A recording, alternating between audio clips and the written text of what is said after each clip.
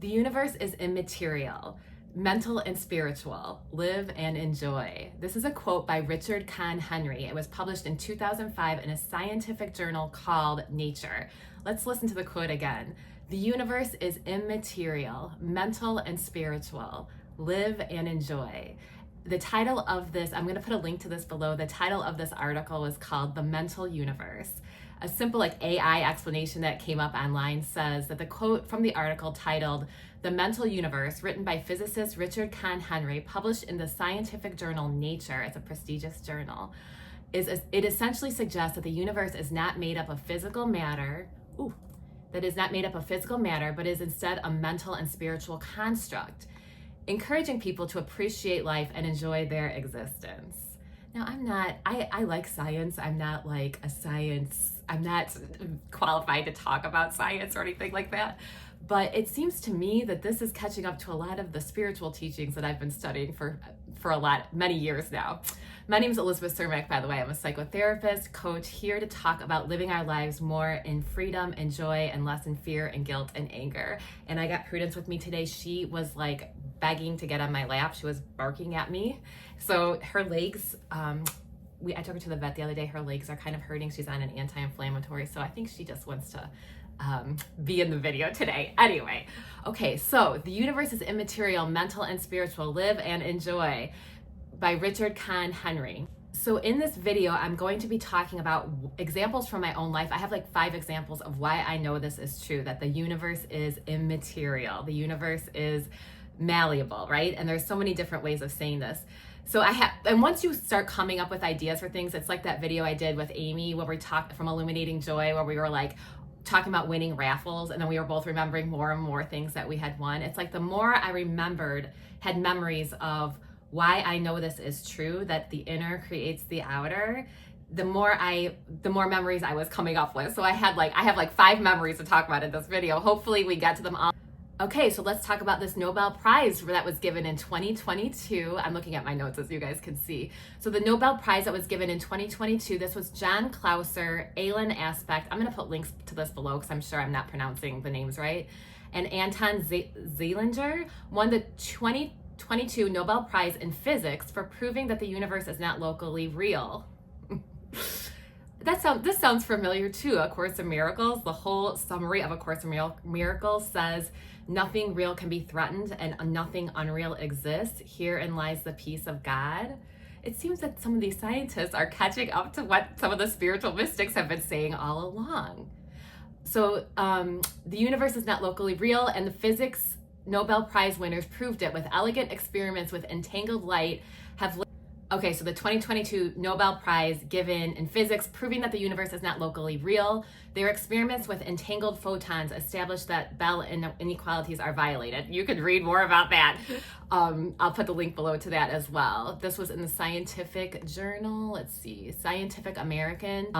This one I believe is about quantum entanglement. And, it's what Albert Einstein called, was it something spooky at a distance? I'm gonna totally get this wrong. Spooky action at a distance, I think it was called.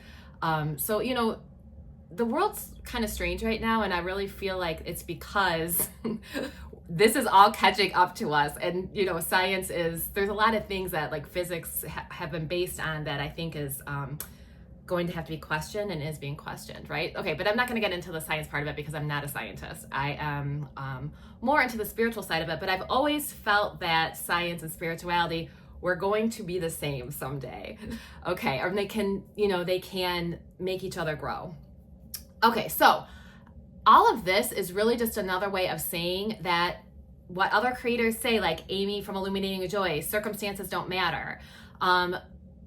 I just heard Pam Gregory, who's an amazing astrologer, follow her if you're not following her. She talks about how reality is becoming more and more malleable.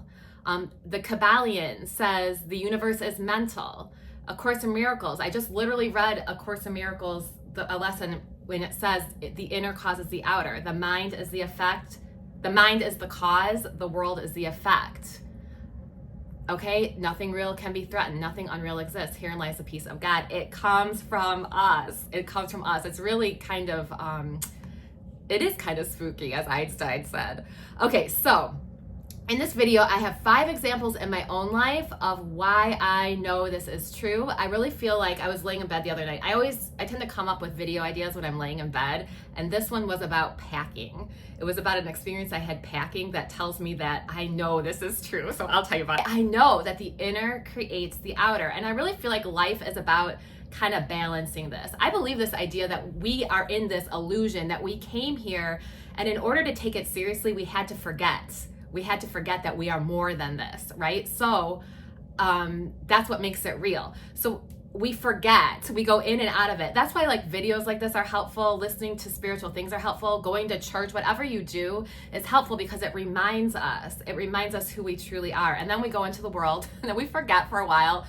We get stuck in circumstances for a while. We're trying to fix everything outside of us, trying to control the outside world. And then we're like, oh, why do we forget? Let's remember, we are powerful. We are more than this. There's something else to this. So my first example has to do with packing.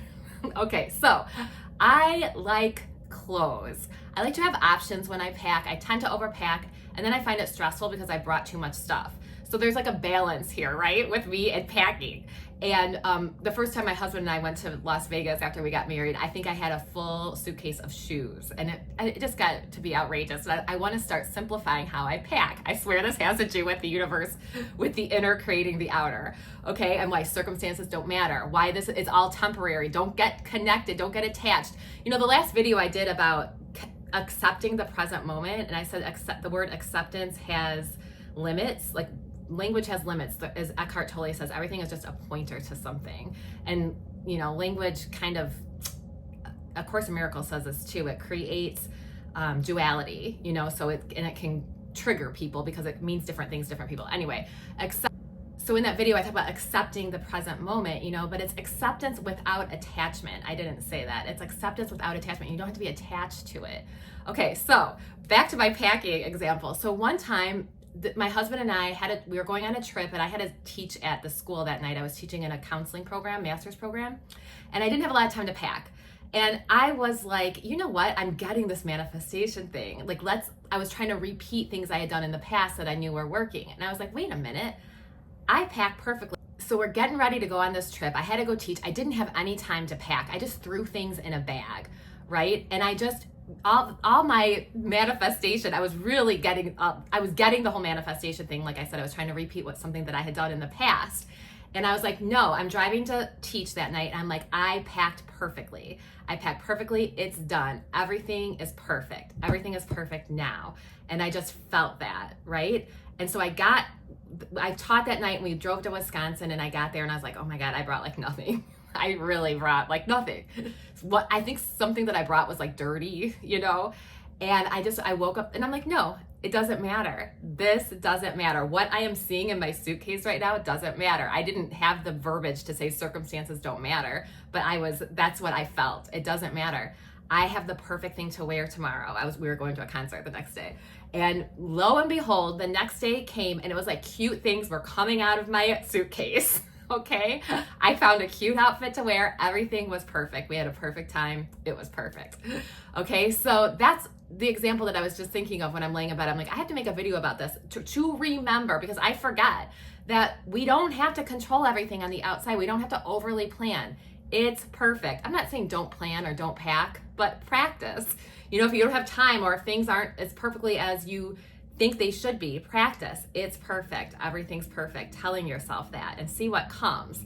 The inner creates the outer. I have another crazy story that involves a trip. It involves jet lag, actually, because I talked about jet lag last time. If anybody has any tips on jet lag, please, I need them. Post it below, please, in the comments. Okay, so that was my packing example. It's perfect. Everything's perfect. The next day, everything, all these cute things came out of my suitcase. We could also call this a miracle. The miracle is an internal shift from fear to love. It has nothing to do with the external, although something external always follows it, right? I wasn't fearful. I became not fearful of what I packed. I know that sounds stupid to say I'm fearful of what I packed, but like worried about what I packed. I'm not worried. I'm not fearful. I changed from fear to love. And then the next day I have all these cute things to wear. Okay, I didn't even know about parallel universes or anything like that at the time too.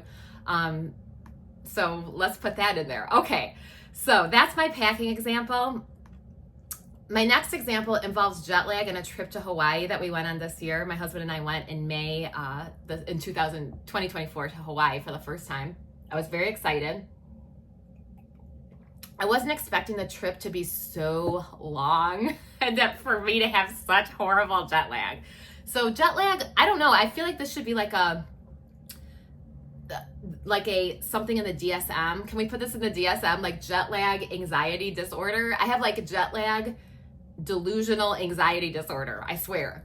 Because with my jet lag, I tend to get anxiety. So what happened was I planned this whole trip to Hawaii. And it was like, we had an Airbnb, and when we got there, I was like freaked out. I was like, I just felt like maybe this wasn't right. I don't know. I got in my head. Fear got me for some reason.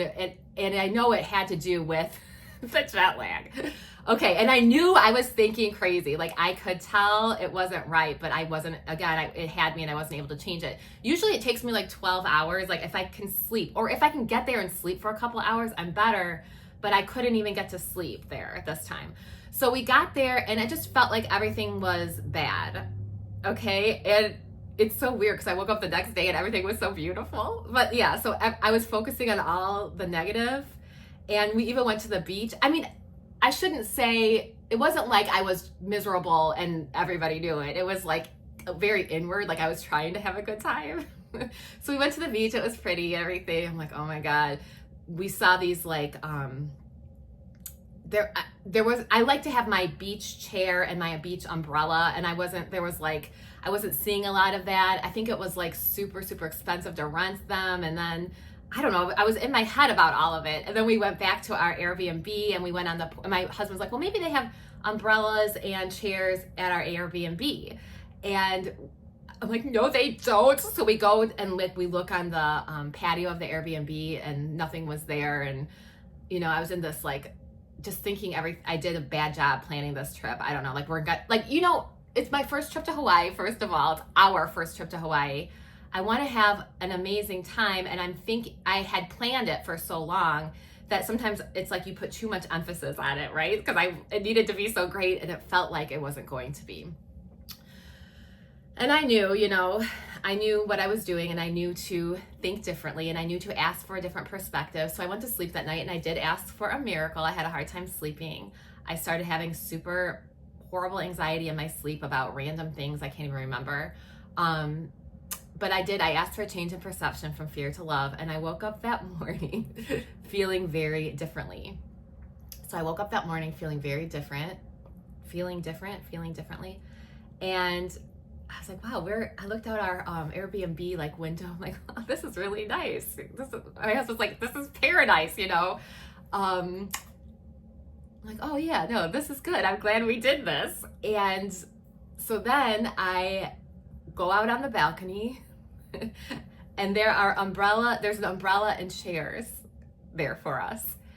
Now, many things could have happened. I guess I don't know if somebody could have gotten in our room because it was like an Airbnb, but it was like a hotel. So I don't know if somebody could have gotten our room and put them there.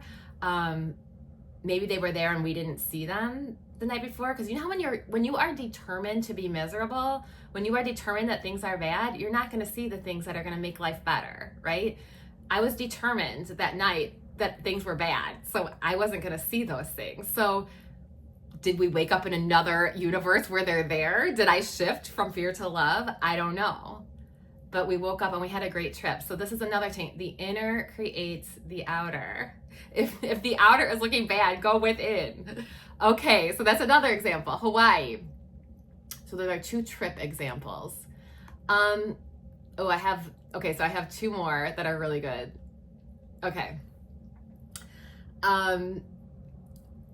There's this book called Relax into Wealth by Cohen. He's an amazing Course in Miracles teacher.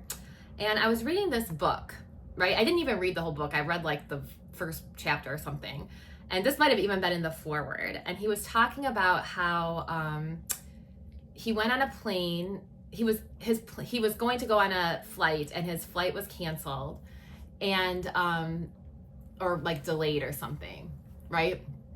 And it was going to be delayed a couple hours, and there was all this like commotion, you know, at the gates, and people were getting in line to make sure their seats were good, and all this stuff was going on. And he was like, he got in line, or he was going to get in line. He's like, well, I could stand in line because he had to make sure my seats are okay and all this kind of stuff. Or I'm trying this new like relax into wealth thing, so maybe I'll just go relax in the lounge. He had like a lounge that he could go in. So he relaxed in the lounge for a couple hours, you know, was able to relax and not be stressed by standing in line and trying to talk to people and strive. And then he went to the gate when it was supposed to take off, and the lady was like, oh, you know, he had his first class ticket. He had like amazing seat. He got some money back. Like all these things worked out. He relaxed into it. And I told my husband the story, and I'm like, let's relax into wealth. We need to relax more. Because we can get, my husband and I are excitable, right? We could get pretty excited. So let's relax. Let's relax into wealth. So I told him that story. And that night I talked about, in 2 videos ago, I talked about manifesting, going to see Paul McCartney when we were in Paris and we had first row tickets. And this was about manifesting those tickets on first row, which was an amazing story. I don't even want to go into the whole thing because it will be long. So let's make it short. So basically, we were up in the middle of the night because it's Paris, you know, like our time changes, our time zone difference. So we were up looking for these tickets, talking to our friend in Germany. She was going to get us one night and we were going to get the other night. Well, my husband had the first row tickets. By the way, nobody really got first row tickets that we knew for this show. It was like, for some reason, really hard. So we tried, my husband actually got the tickets, and he went to check out, and our credit card denied it because it was a big purchase and we forgot to call our credit card and tell them ahead of time. And that's so frustrating, right? So we called the credit card, but the tickets were gone. And my husband was like, let's call them. Maybe we should call Event Travel, was who it was through. Maybe we should call them and see what they can do for us, if they can help us. And I'm like, nah, I don't want to. I want to go to bed. That's what I wanted to do. So we went to bed. Oh, but my husband's like, I'm just going to send an email. I'm going to shoot them a quick email and then we'll go to bed. It will be easy, relax. So we go to bed, and then suddenly, like, I don't know, half hour later, 20 minutes later, my husband's Apple Watch is ringing. And it's coming from a different country. It's coming from UK. And it's somebody from Event Travel saying, we have your first row tickets. So they called us, okay? Which is, to me, unheard of. Like, it's like Ticketmaster calling you because they're worried about you having your tickets. They called us, we had our first row tickets. I mean, and in my mind, I hope I'm telling this, I know I'm not telling every part of the story. In my mind, I just knew, I did the thing, it's done. It's perfect, it's done, we have them. And I forgot to say this in that manifestation video for Paul, when we manifested him saying, I love you, man. When I walked into the stadium, it was like, it's done. Once it's done, once you know that it's done, it doesn't matter. Everything else, that's why like all the circumstances that are telling you that it's not done or that it's not going to happen, don't be attached to it. It's fine. You can accept it. It's fine. Keep going. It's done. Okay. Whew. So that was a good one. Okay, I have one last one, which I don't know, this could be the best one. So this is why the inner creates the outer. The inner creates the outer. We have to realize that the reality is malleable. Circumstances don't matter. This is all temporary. Everything you're seeing is always temporary. The universe is always refreshing itself. You are in charge of you, right? Okay, so there's a Course in Miracles lesson that says, above all else, I am determined to see things differently. Above all else, I am determined to see things differently. I love that, you know? Okay, so this is a great one too. This happened probably like 5 years ago or more. So I had been through a lot in my life of like self-development wise. Felt like I was a totally different person at this point than I was when I was younger.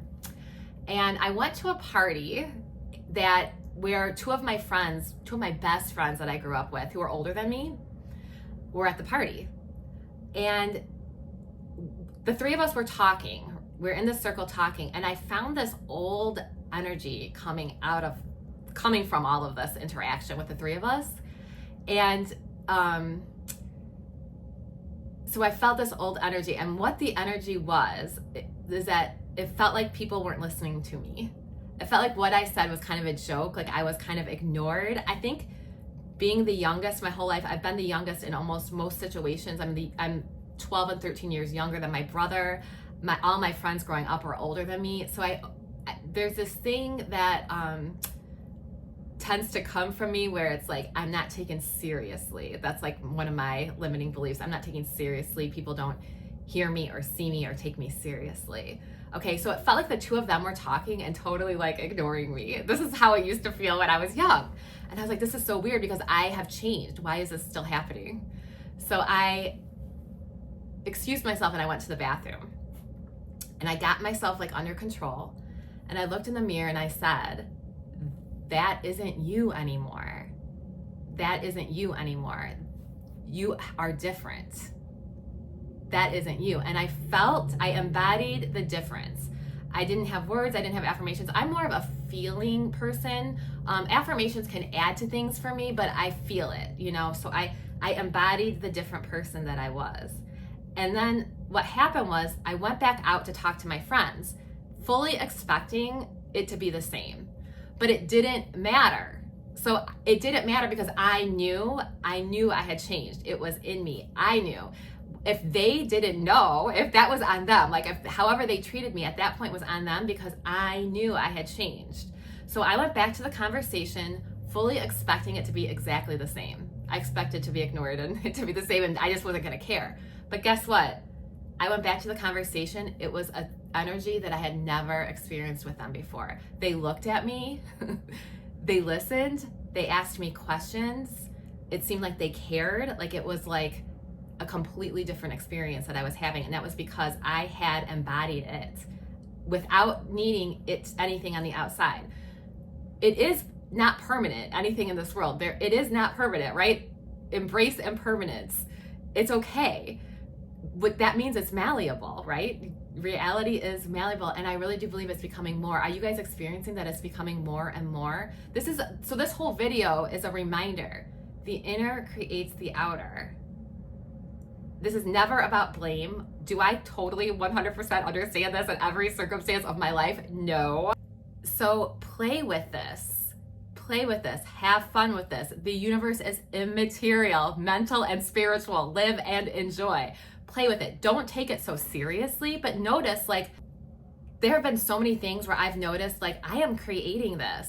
I am making this worse. I am attached to this. How can I shift how I'm feeling? How can I shift it? And then it's the outer always reflects it. So don't be hard on yourself about it, but just start to notice, how am I creating this? How am I creating this in my relationships? How am I creating this in my life? But stay light about it. This is not about blaming yourself. This is like about re-understanding the world. We weren't raised by this. We weren't taught this growing up. Like, we didn't learn this in physics in school. Maybe someday people will learn it in physics in school. I don't know. Hopefully. Okay. Or maybe someday we'll just know it, you know? We'll just know it. Kids will come into this world just knowing this. I do believe there are forces in this world that want us to not to know this. So, okay, I hope this was helpful. I had so much I wanted to say in this video, and I was like excited about it. So I hope I got it all out. But yes, please subscribe if you enjoyed this, and if you want more material like this. Give me some ideas too below if there's like more like this that you want, or something else that you would like me to talk about. I totally will hear your suggestions, okay? So peace and love. Subscribe if you want more videos like this. If you want more about the internal shift from fear to love, living more in peace and joy and freedom, and less in fear, guilt, anger, and all those other things. Okay, I hope this was helpful. I'll talk to you guys soon. Peace.